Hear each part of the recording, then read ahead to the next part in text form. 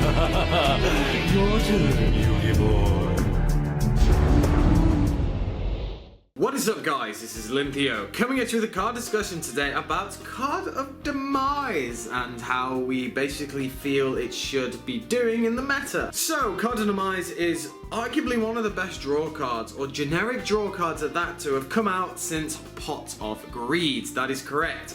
There are a lot of good draw cards out there, especially the pot cards, but Card of Demise is just one of the best in my opinion, and that's probably why Chicken Game and Upstart Goblin actually got hit so Card of Demise could come forth, because if you really think about it, having a deck with Card of Demise at 3, then Chicken Game at 3, then probably Pseudo Space at 2 or 3, with the Terraformings of course, then the Upstarts, it's a lot of draw power, which would obviously arguably give a lot of power to decks like Chainburn and, you know, the Exodia draws, and, well, maybe not Exodia because obviously you discard the... Yeah, that was a bad example. But either way, it's just showing how powerful generic draw cards can be. And the big question is Card of Demise a bannable card, or a limited card, or a limitable card? One or the other, that's what we're going to talk about. So, Card of Demise, if you don't know what it is, you've been living under a rock. It is simply a spell card. You activate and you draw up to 3 cards. So if you have no cards in your hand, you activate Card of Demise, draw 3, so on and so forth. For the turn, your opponent takes no damage and you cannot special summon during that turn either.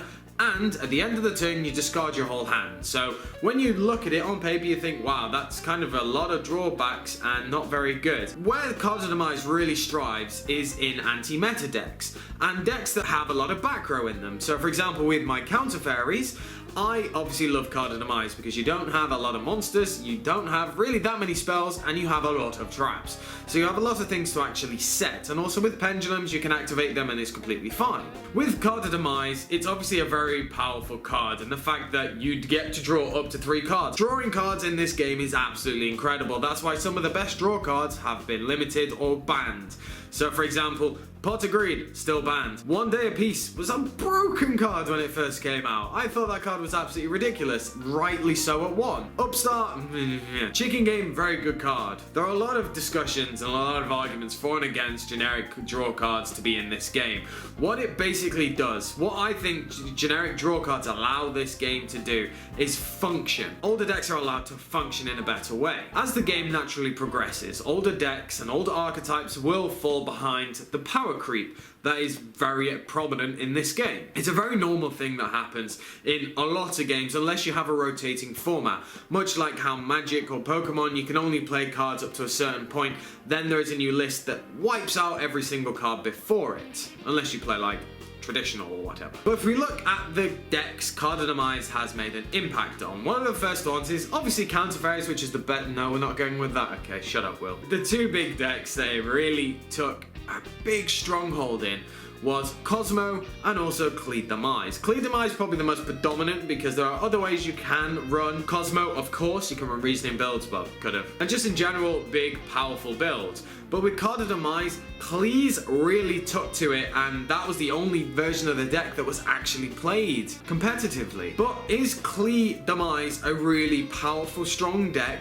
that means the card should be banned? In all fairness, no, if you only take Cleed Demise as one example. But the problem with Card of Demise is that it's kind of one of these cards that's a ticking time bomb. Generic draw cards will always be good in this game. I don't think there'll be a point from now till the future, till when this game eventually finishes, whenever that may be, hopefully not for a long time. I don't think generic draw cards will ever be bad. And Card of Demise is one of those cards that, while now it is very predominantly powerful in a certain amount of decks, it could be extremely powerful in a year's time, or in cards and archetypes that we haven't even seen released yet. The big advocate of Card of Demise for me is that it helps old decks. It helps non-meta decks really try and put up a fight against the meta decks. Now, obviously the perfect example is like Cosmo, that actually use Card of Demise every so often, and yes, that is a perfect example of a meta deck adopting this card that's meant to really help non-meta decks, but running with it and actually doing quite well with it. Now, obviously there are a lot of other decks that use Card of Demise,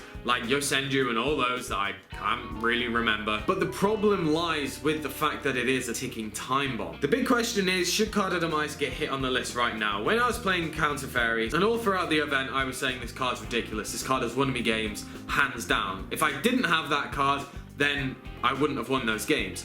That's the point of the card, in my opinion. It helps these non-meta decks, and what you can say is it helps these floodgate decks. And yeah, let's face it, let's not beat around the bush. The card is perfect for heavy trap decks. It's absolutely perfect for decks that don't really need to special summon all that much, are anti-meta, and just basically destroy your opponent by grinding them down with the trap cards. Then you resolve a card of Demise when you have no cards in your hand. That is huge. That puts your opponent behind a great deal. But it really only shines properly in non-meta decks. Now, I know a lot of people hate it, and that's completely understandable because it is a pretty disgusting card when you get to resolve it. Especially when I used to open Ariadne, 2 counter traps, a bountiful, and the card of Demise, summon, activate, set, and then resolve card of Demise with 3 more counter traps. That's pretty disgusting. But it doesn't always happen like that. And there are ways that you can brick with the card. And it doesn't help every single non-meta deck. There's only a small select handful that it actually can benefit from. But, as I said, in the future, it could break a deck. It could break an archetype. And that's the problem with a card so powerful that allows you to draw 3 cards. That's why Card of Sanctity got so nerfed that you basically banish everything and only draw 2. The anime effects draw 5. And then in the second end phase, I think it is, you have to discard your whole hand. That is dumb. But Card of Demise is a smaller version of Card of Sanctity, basically. You know, it's pretty obvious when you compare both of them that it's a dumbed down version of it. Should the card get hit, in my opinion, we could probably have another format of full Card of Demise, because right now, if you look towards the future, if we do get alternative dragon, then that means Blue Eyes is going to be around. Blue Eyes won't be using that deck. ABC is going to be coming out in October in the structure deck. That deck doesn't use Card of Demise because it really needs its special summons. We don't know how this strange archetype is going to be in the next set. Maybe that might be able to use Card of Demise. But if you take example everyone right now, Cleese and Cosmos are the only things that really use Card of Demise. Cosmo are probably not going to get away on the next list without some form of hit, and Cleese are one of those. Card of Demise could get hit indirectly for that deck, you never know. But I think Card of Demise could probably be given another format. Now, I know you might be saying, AlintheaYoh, that's because you've used the card. Yes, it is, and I kind of want to play Counter Fairies for another format so I can use Metaphosis at some point with that deck. But then, you know, that Metaphosis and Card of Demise doesn't really mix all that well. It really goes down to testing. Overall, Card of Demise could be used for another format. Card of Demise can stay at 3 in my opinion, but I am under no illusion that that card is not really good. It is a very good card, and as I said, it is a ticking time bomb. Konami needs to be very careful how they approach this card. If they leave it for too long, it can completely take over the meta.